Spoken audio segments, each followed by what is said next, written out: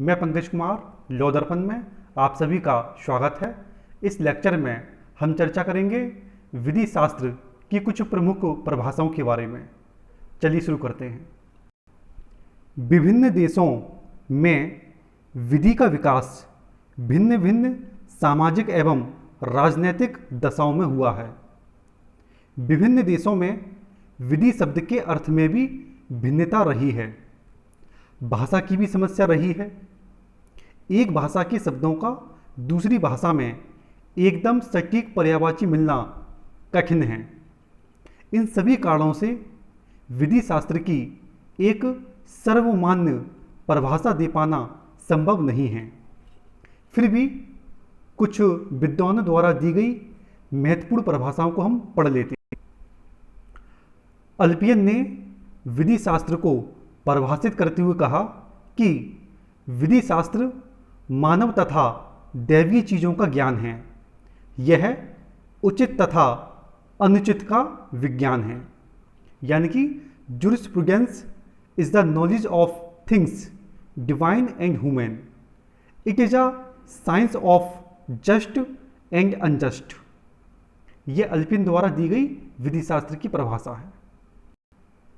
Professor हालंग ने विधि शास्त्र को परिभाषित करते हुए कहा कि विधि शास्त्र विध्यात्मक विधि का औपचारिक विज्ञान है। Jurisprudence is the formal science of positive law. Holland ने अपनी परिभाषा में 3 शब्दों का प्रयोग किया। पहला विध्यात्मक विधि यानी कि पॉजिटिव लॉ। इसका मतलब होता है मानव निर्मित विधि, मैन मेड लॉ। दूसरा शब्द इन्होंने प्रयोग किया विज्ञान यानी कि साइंस।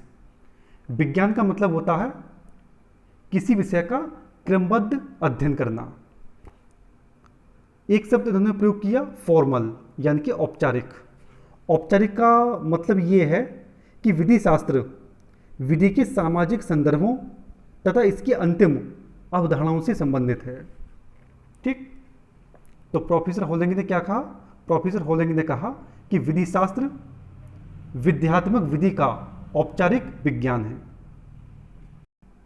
सामान्य ने विधि शास्त्र को परिभाषित करते हुए कहा कि विधि शास्त्र सिविल विधि का विज्ञान है या सिविल विधि के प्रथम सिद्धांतों का विज्ञान है।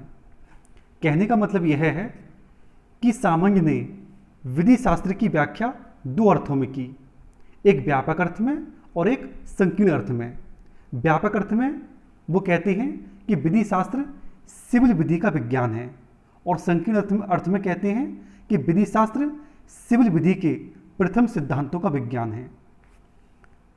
इस परिभाषा में सिविल विधि यानी कि सिविल लॉ से उनका तात्पर्य उस विधि विशेष से है जो किसी देश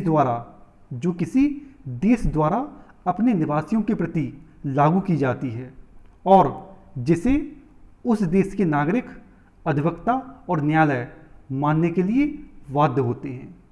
राइट। जॉन ऑस्टिन ने विधि शास्त्र को परिभाषित करते हुए कहा कि विधि शास्त्र विध्यात्मक विधि का दर्शन है। विध्यात्मक विधि जिसको अंग्रेजी में बोलते हैं पॉजिटिव लॉ, इसका मतलब होता है मानव निर्मित विधि यानी कि मैन मेड लॉ, या इसको हम स्टेट लॉ भी बोलते हैं। प्रोफेसर जूलियस स्टन ने विधि शास्त्र को परिभाषित करते हुए कहा कि विधि शास्त्र अधिवक्ता की विधिक व्याख्या है। पैटन ने विधि शास्त्र को परिभाषित करते हुए कहा कि विधि शास्त्र सभी विधिक सिद्धांतों पर विचार करता है। विधि शास्त्र विधि या विधि के विभिन्न प्रकारों का अध्ययन है, ये पैटन ने कहा। प्रोफेसर कीटन विधि शास्त्र को परिभाषित करते हुए कहते हैं कि विधि शास्त्र विधि के सामान्य सिद्धांतों का ज्ञान है। यह विधि के सामान्य सिद्धांतों के व्यापक अर्थों में उनका विस्तृत अध्ययन तथा क्रमबद्ध व्यवस्था का मार्ग प्रशस्त करता है। Professor C.K. एलन विधि शास्त्र को परिभाषित करते हुए कहते हैं कि विधि शास्त्र विधि के मूलभूत सिद्धांतों का वैज्ञानिक संश्लेषण है। प्रोफेसर जॉन चिपमैन ग्रे विधि शास्त्र को परिभाषित करते हुए कहते हैं कि विधि शास्त्र विधि का विज्ञान है जिसके अंतर्गत न्यायालय द्वारा लागू किए जाने वाले क्रमबद्ध एवं व्यवस्थित नियमों तथा उनमें सन्निहित सिद्धांतों का अध्ययन किया जाता है। विद्वान ली विधि शास्त्र को परिभाषित करते हुए कहते हैं कि विधि शास्त्र एक ऐसा विधान है जो मौलिक सिद्धांतों को अवनिश्चित करने का प्रयास करता है तथा जिसकी अभिव्यक्ति विधि में पाई जाती है। सिसरो विधि शास्त्र को परिभाषित करते हुए कहते हैं कि विधि शास्त्र ज्ञान का दार्शनिक पक्ष है। विधि शास्त्र ज्ञान का दार्शनिक पक्ष है, ये सिसरो की परिभाषा है।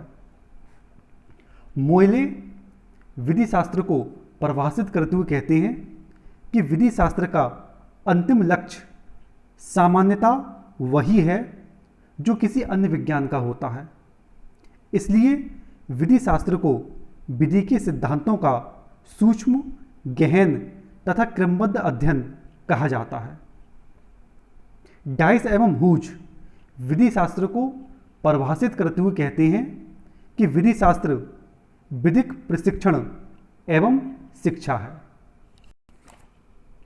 तो यह तमाम विधिवेत्ताओं द्वारा दी गई विधि शास्त्र की परिभाषाएं थी जो मैंने आपको बताई।